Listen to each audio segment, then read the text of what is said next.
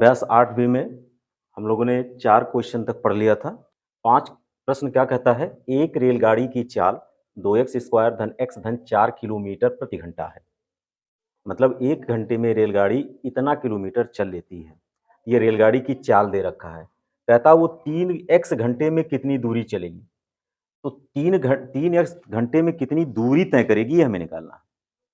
तो समय दिया है 3x और चाल दिया है 2x स्क्वायर धन x धन 4। ठीक है, एक हम लोग फार्मूला पढ़े हैं, चाल बराबर दूरी बटे समय या दूरी बराबर चाल गुणे समय, ऐसा फार्मूला हम लोगों ने पढ़ा है। तो यहां पर रेलगाड़ी की चाल कितना दे रखा है, रेलगाड़ी की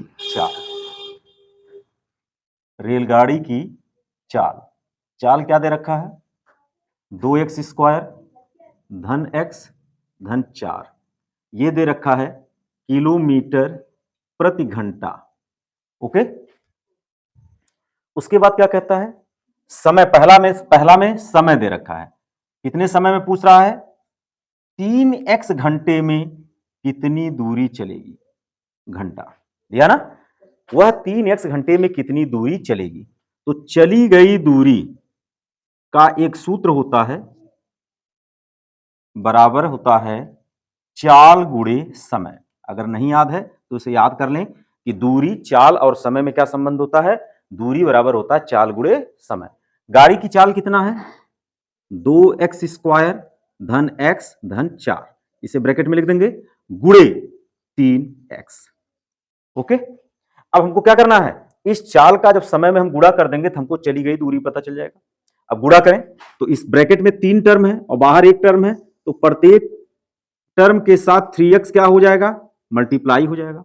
तो 2x स्क्वायर के साथ पहले 3x को मल्टीप्लाई करो, ये हो गया 2x स्क्वायर इंटू 3x, फिर x के साथ 3x को मल्टीप्लाई करो, ये हो गया, फिर प्लस है यहां पर तो हम प्लस उतारेंगे, 4 के साथ 3x को मल्टीप्लाई करो।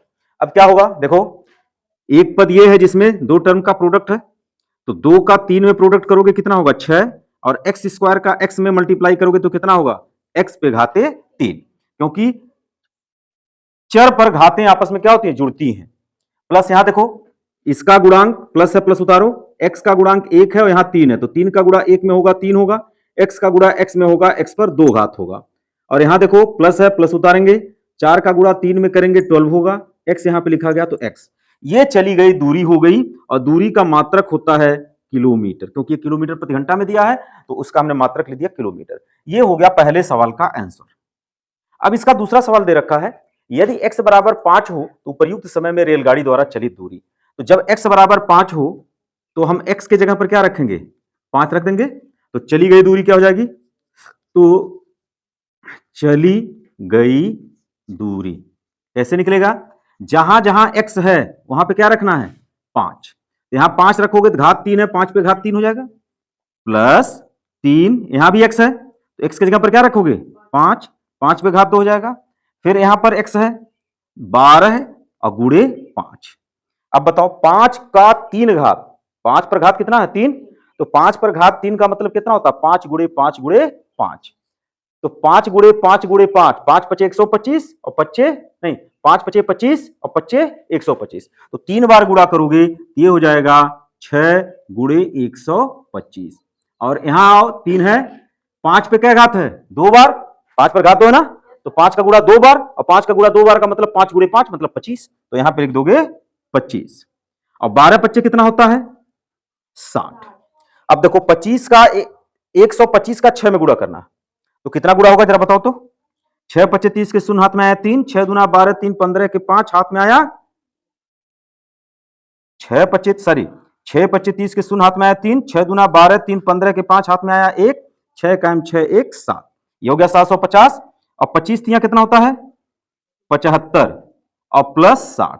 अब इसको जोड़ो 750 और 60, 810 हो गया, और 8 से 10 में 75 जोड़ोगे तो कितना हो जाएगा 885।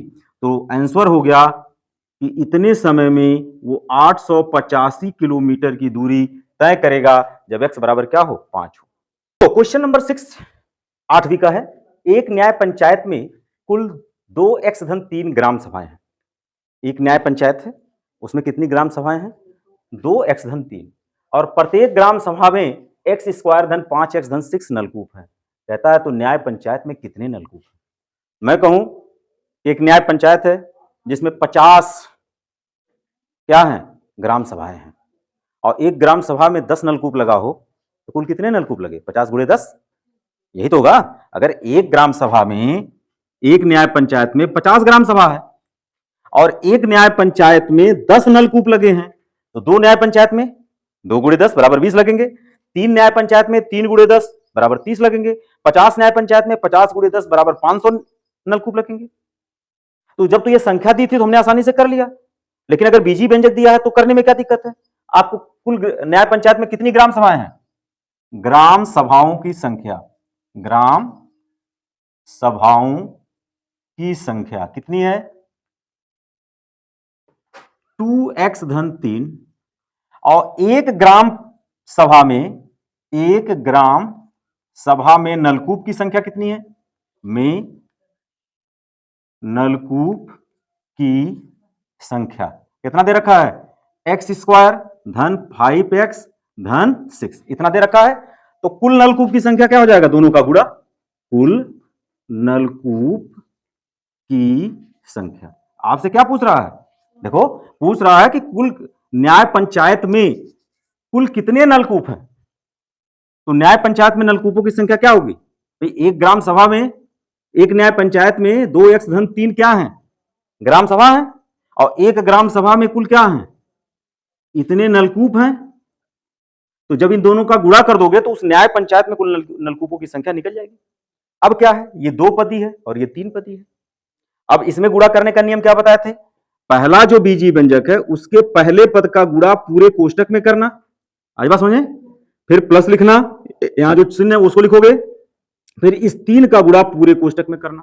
तो क्या बनेगा? ये बराबर, ये बनेगा 2x का गुणा पूरे ब्रैकेट में करो तो 2x into x square plus 5x plus 6 हुआ।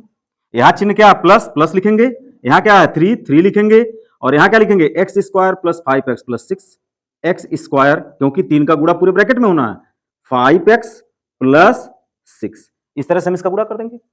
अब देखो ये 2x है, इसका तीनों पदों में गुणा होगा, इस पद में भी, इस पद में भी और इस पद में भी। जब यहां ब्रैकेट खोलेंगे तो इस 3 का गुणा इसमें भी होगा, इसमें भी होगा और इसमें भी होगा, होगा कि नहीं होगा? तो जब 2x का गुणा x स्क्वायर में करेंगे तो कितना होगा? 2x पर यहां 1 घात, x पर यहां 2 घात, क्या घात हुआ? 3 घात हो गया। चिन्ह लिखेंगे धन, 2 का गुणा 5 में करेंगे 10, x का गुणा x में करेंगे x पे घात हो जाएगा 2, फिर चिन्ह धन है तो यहां उतारेंगे धन, 2 का गुणा 6 में करेंगे 12, x यहां है यहां नहीं तो x ऐसे ही रह जाएगा। अब यहां देखो दूसरे ब्रैकेट के पहले धन चिन्ह है, इसलिए ब्रैकेट खोलते समय चिन्ह नहीं बदलेगा। अब 3 का गुणा x स्क्वायर में करोगे तो कितना होगा? 3x स्क्वायर, फिर 3 का गुणा 5x में करोगे कितना होगा? 3 पचे 15x, और फिर 3 का गुणा 6 में करोगे तो कितना होगा? 18 होगा। अब बेटा देखो एक्स क्यूब वाला टर्म यहां है और कहीं एक्स क्यूब है नहीं, तो एक्स क्यूब वाला टर्म वैसे ही क्या कर लिया जाएगा? उतार लिया जाएगा। ये हो गया कितना? 2x पर 3 घात हुआ।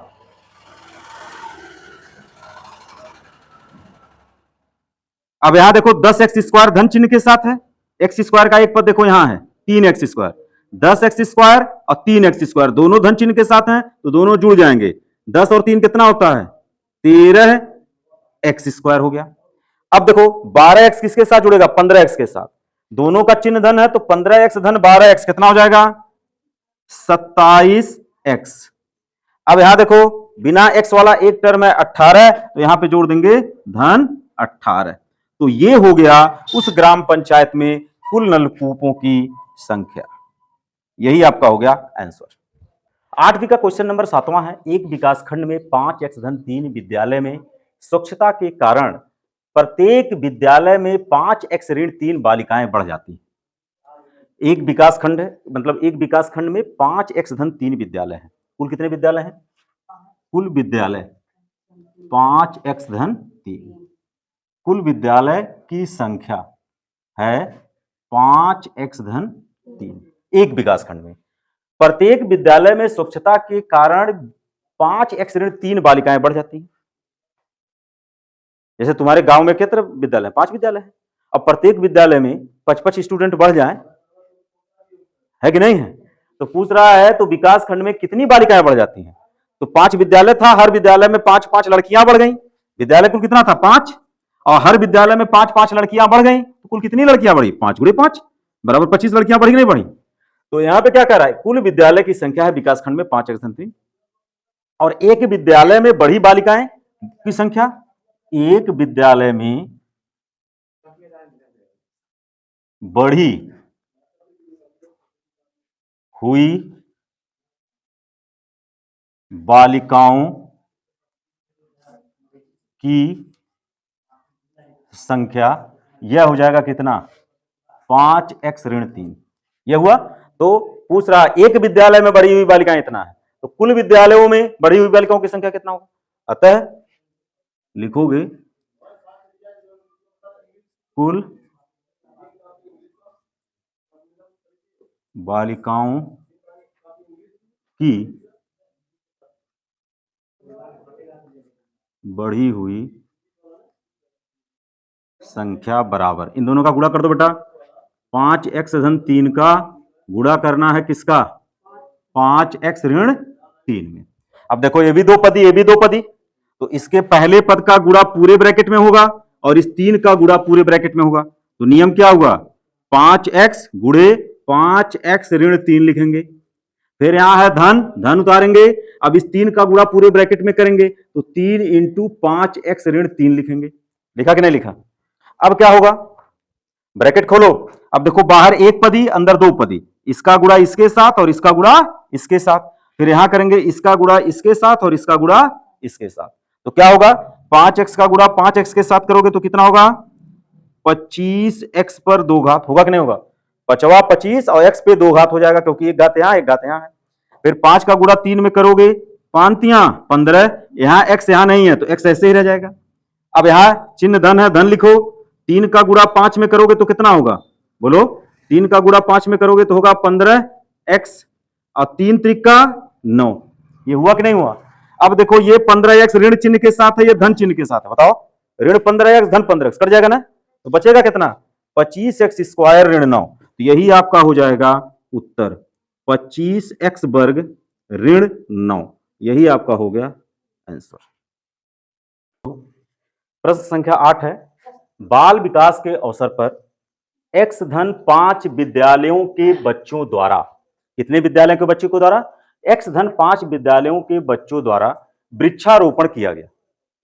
प्रत्येक विद्यालय के बच्चे x² ऋण 5x-25 वृक्ष लगाए, तो बच्चों द्वारा कुल कितने वृक्ष लगाए? कुल विद्यालय x-5 और प्रत्येक विद्यालय के बच्चे द्वारा इतने वृक्ष लगाए गए। तो बताओ बच्चों द्वारा कुल कितने वृक्ष लगाए? इन दोनों का गुणा करना है नहीं करना है? तो आप लिख लो विद्यालयों की संख्या। विद्यालय की संख्या कितनी है? विद्यालयों की संख्या कितना है? x-5 है ना। और एक विद्यालय में, एक विद्यालय द्वारा लगाए गए वृक्षों की संख्या कितनी है? बोलो। x² कितना है? x² ऋण 5x-25।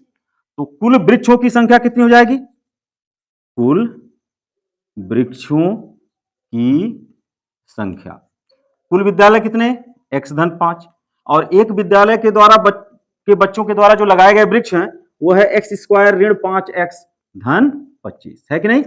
इन दोनों का गुणा करेंगे तभी ना। मान लो तुम्हारे गांव में 10 विद्यालय हैं, तुम्हारे गांव में 10 विद्यालय हैं और हर विद्यालय के बच्चों द्वारा 5 वृक्ष लगाए गए, तो कुल कितना वृक्ष लगे? 10 × 5 = 50 वृक्ष लगे। तो वही तो काम करना है। यहां विद्यालयों की संख्या x-5 है और एक बच्चे के द्वारा जो वृक्षों की संख्या लगाई जाती है वो x² ऋण 5x-25 है। तो कुल वृक्षों की संख्या कितना हो जाएगा? दोनों का गुणा करेंगे, तो दोनों का गुणा करके हमने लिख दिया। अब बीजगणितीय नियम से इसको क्या करेंगे?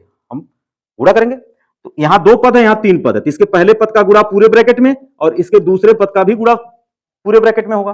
तो गुणा करो, ये क्या लिखा जाएगा? x इंटू, ये एक पहला पद x है, x का गुणा पूरे ब्रैकेट में होगा, x² ऋण 5x धन 25, ऐसा लिखा गया। धन है, धन लिखा गया 5 का गुणा पूरे में होना है, ये हो जाएगा x² धन 5x और धन 25, इस तरह से लिख लिया जाएगा। अब इनका गुणा करो, x का गुणा x स्क्वायर में करोगे तो कितना होगा, x पे 3 घात, यहां ऋण है, ऋण लिखो, 5x का गुणा x में करोगे तो कितना होगा, 5x पे 2 घात, फिर यहां धन है तो धन लिखो, x का गुणा 25 में करो तो कितना होगा, 25x, हुआ कि नहीं। अभी क्या करना, अब इस 5 का गुणा पूरे में करो तो 5 का गुणा x स्क्वायर में करोगे तो बन जाएगा 5x स्क्वायर। अच्छा यहां माइनस था, यहां हमने प्लस लिख दिया, इसको माइनस कर लीजिए, 5 का गुणा माइनस 5x में करोगे माइनस 25x हो गया, फिर प्लस है, प्लस लिखो, 5 का गुणा 25 में करो, 25 25 75 हो गया, हुआ कि नहीं। अब क्या करना, देखो x का 3 घात यहां है, कहीं और है, कहीं नहीं, तो x पे 3 घात उतार लिया, x पे 2 घात वाला खोजो, यहां देखो ऋण 5x स्क्वायर, यहां धन 5x स्क्वायर है, उल्टा चिन्ह है, धन और ऋण है और बराबर है तो कट गया। अब देखो यहां धन 25x है, यहां ऋण 25x है, ये भी कट गया, कटेगा नहीं, कट गया। अभी लास्ट में क्या बचा, 75, तो प्लस लिख लिया 75, अर्थात उन सारे विद्यालयों में कुल बच्चों द्वारा लगाए गए वृक्षों की संख्या कितनी है, x³ धन 75, इतने वृक्ष सारे बच्चों के द्वारा प्रत्येक विद्यालय में लगाए, प्रत्येक विद्यालय नहीं, प्रत्येक विद्यालय के द्वारा, प्रत्येक विद्यालय में बच्चे के द्वारा जो कुल विद्यालय हैं उसमें लगाए गए वृक्षों की संख्या इतना है, x³ धन 75।